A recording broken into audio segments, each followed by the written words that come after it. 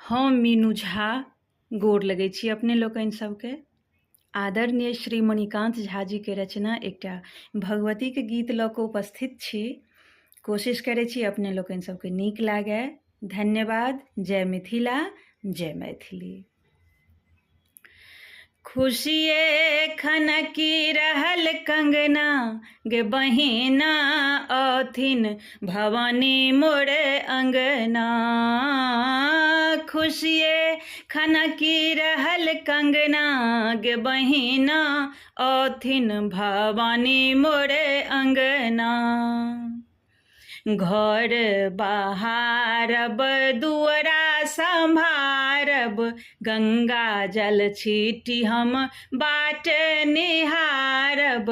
घर बहारब दुअरा सम्हारब गंगा जल छीटी हम बाट निहारब। सजतनि अम्ब भवन गे बहिना अथिन भवानी मोरे अंगना।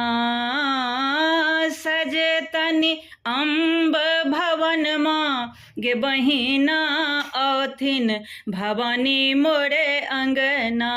खुशिये खनकी रहल कंगना गे बहिना अथिन भवानी मोरे अंगना।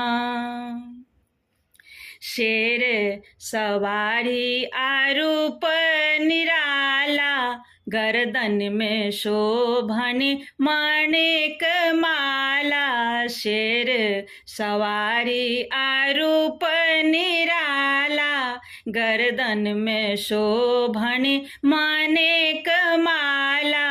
शेष मुकुट अभिराम गे बहिना अथिन भवानी मोरे अंगना। शेष मुकुट अभिराम गे बहिना अथिन भवानी मोरे अंगना। खुशिये खनकी रहल कंगना गे बहिना अथिन भवानी मोरे अंगना। अचरी आ चुनरी सौमा के सजायब मणिकान्त गीत गाबी हिनका सुनायब। अचरी आ चुनरी सौमा के सजायब मणिकान्त गीत गाबी हिनका सुनायब। हेतै मोर दिन सुदिनमा गे बहिना अथिन भवानी मोरे अंगना। हेतै दिन मोर सुदिनमा गे बहिना अथिन भवानी मोरे अंगना। खुशिये खनकी रहल कंगना गे बहिना अथिन भवानी मोरे अंगना।